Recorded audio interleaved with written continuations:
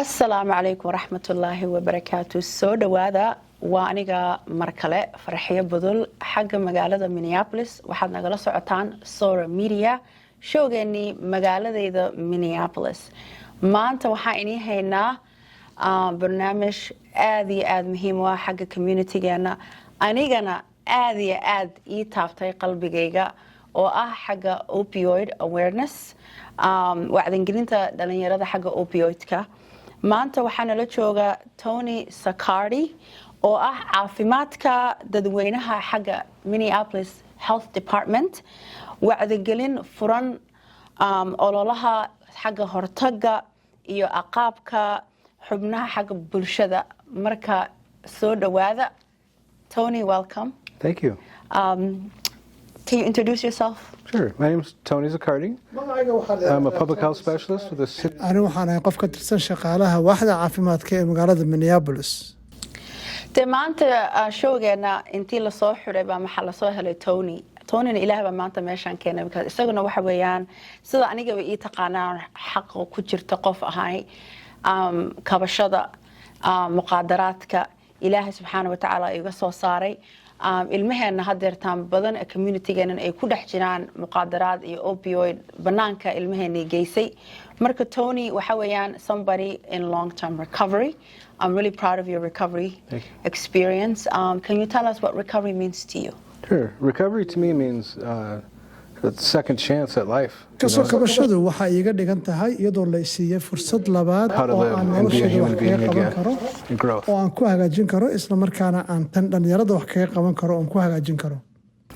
marka waliga Allah hays oranin hadaad ku jirtid mise cunugaaga gabadhaada ku jiraan muqaadaraadka bartaas inay tagnanaya hadda wakaasa wiilkan uu shaqaysanaya aniga waa kana waan shaqaysanaya nolosheeni waan soo ceshanay marka alxamdulillah. marka City of Minneapolis waa magaaladan aad degan tihiin waxay samaysaa si badan bay shaqada uga qabataa xagga muqaadaraadka laakiin anaga community ahaan ma ogin maxay qabanaysaa marka sidee magaalada Minneapolis uga shaqaynaysaa ka hortaga wacyigelinta ku saabsan opioid xagga dhalinyarada. Question number 1. The opioid response team is committed to working with community partners to address the opioid crisis in Minneapolis. This is with a focus on youth from the East African, African American, and Native communities, populations. And there has been a lot of work in terms of ASAMEYAN, Ololin campaigns. Can you tell us a little bit about the campaign? Sure. In late 2024, we launched a youth opioid awareness campaign. So we did a focus on social media and peer-to-peer conversations. We wanted youth to talk to each other about opioid use and what it means. We've also launched Narcan vending machines. We've got a mobile medical unit in the works. We'll talk about later. So there's a lot of different parts coming together to address it. maxay weeye sababta ay u sameynayso ololahan marka ugu horeysaba why is the City of Minneapolis doing this campaign? The opioid use is in a crisis in our community. dhibaatada isticmaalka maandooriyaha opioidka waa dhibaato jirta oo la taaban karo. We had a 15% increase in opioid deaths from 2022 to 2023, with the largest number being in the Black and African American communities. We've seen significant impact in the Native American community as well. So, we've waxaa sidoo kale taas laga dhaxalko saameyn ku yeelatay dadka wadanka loogu yiri recovery. Her uncle is dying, aanu la hadalnay and we just needed to stop. We needed to address it. adeerka horteeda ku dhimanaya isla markaana aanay wax badan ka qaban karin dhibaatada ay tahay isticmaalka maandooriyaha. The opioid use impacts families, friends, and other isticmaalka maandooriyaha waa mid saameyn ku leh qoysaska saaxiibada iyo nolol maalmeedka qof kasta oo ku dhex jira arrimahaas waana mid u baahan in bulshada laga shaqeeyo sidii ammaanku ku noqon lahayd. marka walaalayaal si fiican oo dhageysta maandooriyaadka waa wax communitygeena aad iyo aad hadda dhulka u dhigay aniga shaqadan aad iyo aad wallaahi been inima sheegayo wadnahayga iga taabataa because waxaan ogahay meeshuu ilaahay iga soo saaray ilmaheena yaryara gabdho yaryar wiilal yarba waxaad arkaysaa ayagoo buundada taagan meesha saambuusaha lagu iibsado ayagoo taagan Elia Park ayagoo taagan waxaana weeyaan dad communitygeena ah annagu aan dhalnay oo Soomaali ah oo Muslim ah oo diin iyo dhaqan lagu soo kariyay marka waxa weeyaan inaan u soo istaagno Minneapolis campaign kan ay sameynayso waa inaad kala soo qayb gashaan waa inaad soo wacdaan waa inaad ogaataan idinkana sidee solutionka ugu noqon kartaan Tony maxay yihiin qaar kamid ah siyaabaha oo some ways the city is working to prevent the opioid use in our community geena shaqooyin badan ay soo sameeyeen marka waxaan weydiinaynaa walaalkeen kamid maxay yihiin some of the ways oo ma aragto hortag Minneapolis ay uga sameysay opioid epidemic Sure. We provide funding to community groups that work throughout the city directly with those in addiction. That money goes to peer recovery services, housing, gaar ahaan in dadka laga caawiyo arrimaha life-saving medications and daaweynta sidii loo heli lahaa daawo naftooda the mobile medical unit, like I mentioned.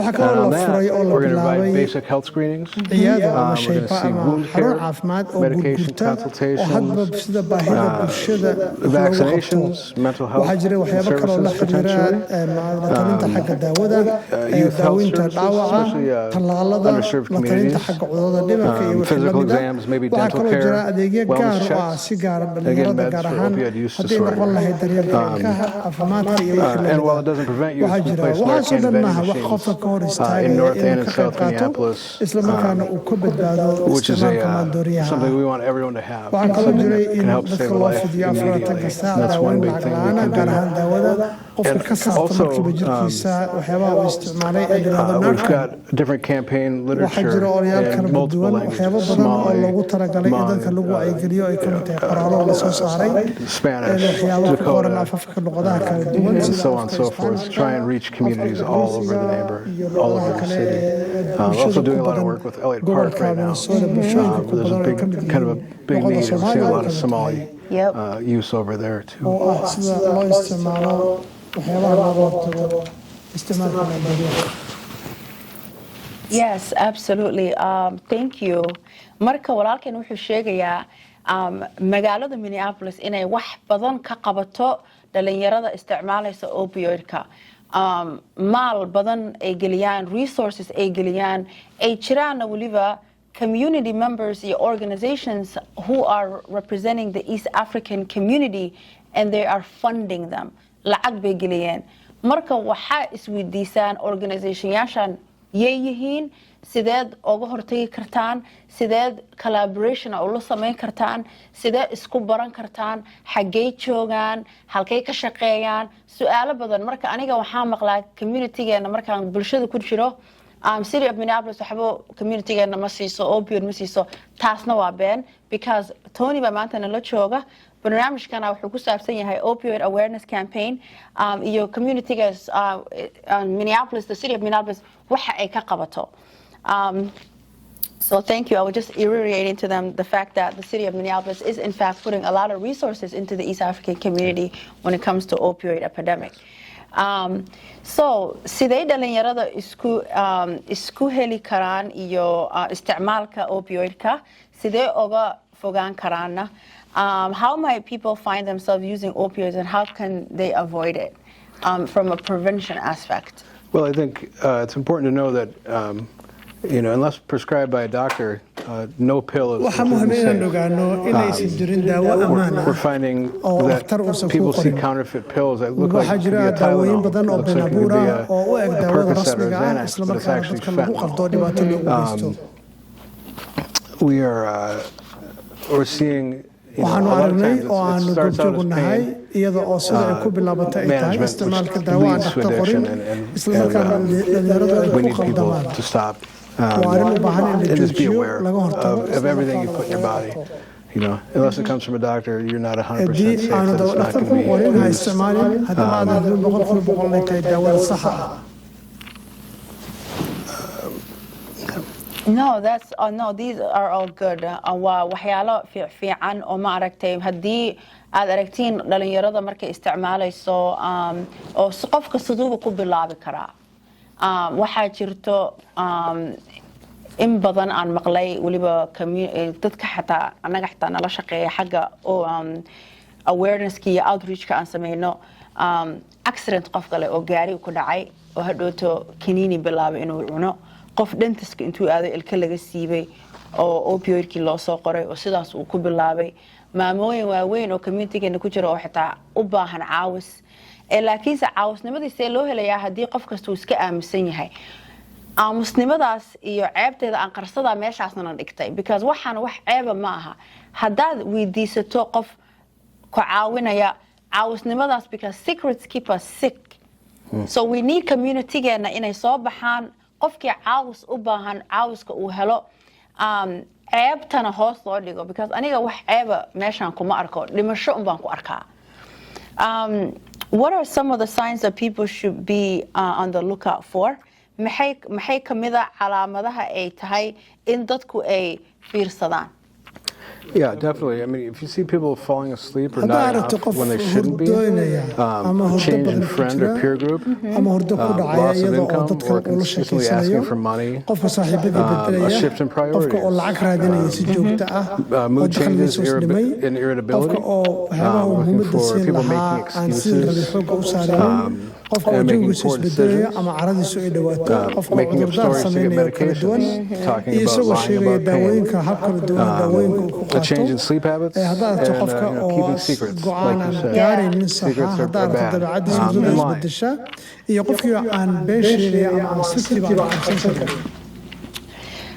Midna aniga waan ugu darayaa ay tahay qofba waxaa loo soo qorayaa medication-kii oo prescription ah markaasuu maanta oo dhan farmasigan uu aadayaa farmasigii oo dhan uu soo dhameeyey qofkii marka waxaa la gelinayaa wax la dhaho ishagoo guduud camal ah calaamad oo red flag ah marka qofkaas oo kaleetana waa qof maaragtay raadsanaya oo la dhaho prescription when somebody is like prescription shopping or they go to all the different pharmacies and that's another calaamad weeyaan iyo beenta badan oo maaragtay qolka la soo gelayo la seexanayo siduu buu u sheego kaleeto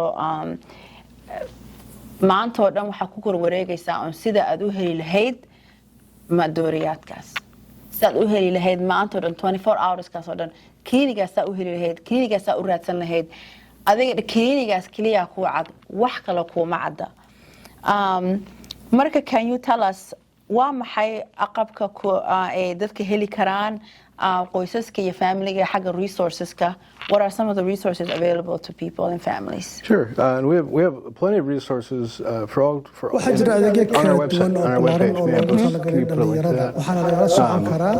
We do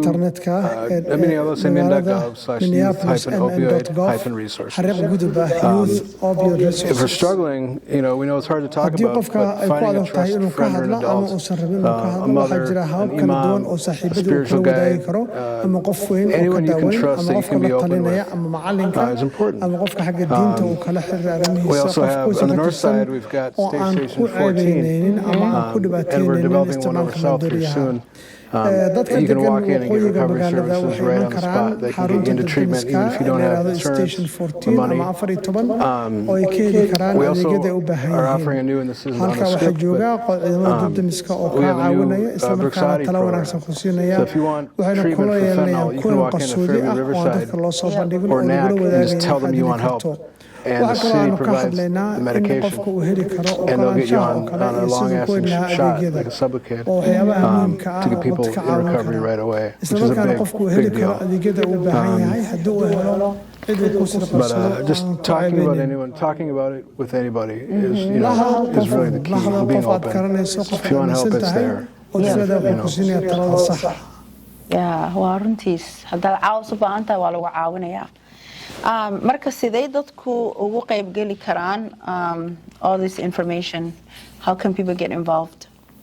Sure. Well, I think being present in your community is qofku waa inuu big. goob joog ka ahaado bulshadiisa Having oo regular kala qayb qaata conversations with your barnaamijyada children waxyaabaha ka and dhacaya area youth. waa inaad la hadashaan carruurta oo la shaqaysataan And have compassion when waa talking inaad to people. naxariis u You know, muujisaan oo people aad that kala are hadashaan in iyaga oo active aan ku addiction ceebeynin know that they're in active isla markaana ma ogaan addiction. kartid xaaladooda So dhabta have, you know, keeping a keen eye and just being waa inaad compassionate when ogaataa talking to inaad people ilmuhu ay u baahan yihiin caadifada that la need siiyo help la is a big jeclaado part. isla markaana la dhegeysto marka mid muhiima uu sheegay waxa weeyaan naxariis war anagu haddaan nahay dad Soomaaliya dad muslimiina maxaa nagu dhacay naxariistii halkay naga aaday marka aad aragtid wiil yar mise gabar yar oo banaanka taagan oo hooyo ay dhashay mise aabba uu dhalay adigiina aad tahay qof community-geena kamida naxariistaadii halkay aaday marka waa inaad dadkan banaanka jooga walaaladeena naxariis aad tustaan because qofkii waa ku dareemayaa naxdintaas aad cunugaaga yar aad soo jiidayso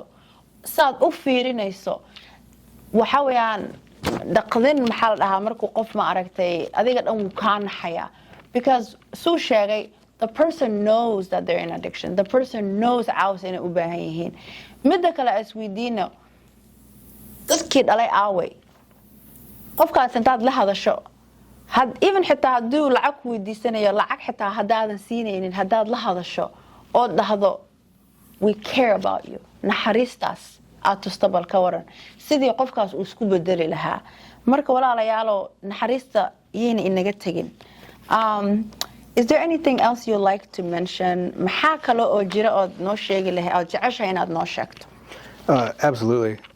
I think it's important to know, arrinta ugu muhiimsan waxa as somebody weeye in oo recovery loo from baahan active yahay addiction myself, qofka marka uu I xaaladda know there's a lot of kasoo shame ku jiro in addiction, sida aniga oo kale qofka but inuu getting that qabato stigma out of maandooriyaha waa there arrin and just aad u trying to culus find a way to help that waana inuu person qofku helo dariiqo without uu ku helo judgment, caawinada uu with baahan yahay compassion oo aan when you lagu can, and knowing ceebeynin that qaladka when you ka see, dhacay qofka you know, these people on the streets, dadka wadooyinka taagan that's somebody's baby, waa you know, qof that's somebody's waalid brother dhalay or mother or ilmaha sister waalid or buu leeyahay father. walaal buu leeyahay ehel So buu knowing that there's a leeyahay human being in waa there inaad ogaataa that needs qofkaas inuu help, yahay bini aadam and isla markaana pride uu u in baahan everyone yahay else's in la side caawiyo oo gacan la to siiyo reach out for help because it's in there, gacan loo fidiyo and we're isla here to markaana help. la isku dayo Absolutely, in there's laga a lot of people caawiyo that care, halka waxaanu joognaa and, inaanu idin and caawino I'd like isla to be a part of markaana that. aanu u fidino waxyaabaha ay u baahan yihiin Thank you.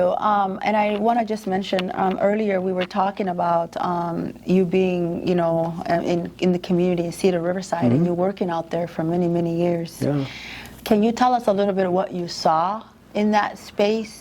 Sure. You know, I used to own Palmer's Bar on 500 Cedar anigu Avenue, waxaan ku right in the dhahaan heart of jiray the West goob Bank. ganacsi meesha sidar I wadada sidar ku saw taalo a lot of youth anigu roaming the waxaan streets at all hours dhalinyaro of the fara badan oo night, wadooyinka tuban fighting with each other, oo committing petty isdagaalaya crimes, iscaabeynaya you know, dhibaato asking isu for geysanaya cigarettes. I isticmaalaya saw maandooriyaasha people being dragged into the towers dadka and beat up and dhulka lagu assaulted. jido You know, lagu I've soo seen dhibaato loo a lot geysto of theft and broken tuugo windows, fara badan daaqadaha la and a lot jebiyo of garbage on the streets. qashin fara badan oo wadooyinka Kind of a yaala lot of everything. But I also saw a lot waxaa of kaloo families, arkay and I saw a lot qoysas of fara good and badan a lot of beauty. oo qurux badan So, you know, I know what's there, and I know that waxaan community. I ogsoonahay knew waxa that ay community taasi ka well when I dhigan was tahay iyo there. waxa ay tahay labadaba I know there's a lot of love in Somali and Cedar waxaan Riverside, ogsoonahay inay jiraan and in the Somali, in the towers, and in waxyaabo the badan businesses up oo and dadku down. ay guryaha dhaadheer degan yihiin So I caawinaadna u saw, baahan yihiin well, I saw a lot of bad. waan arkay waxyaabo I saw a badan lot oo of hope, xun and that's what I chose waxyaabo to. badan That's why I chose to oo invest in Cedar Riverside and buy that wanaagsanna waan business. arkay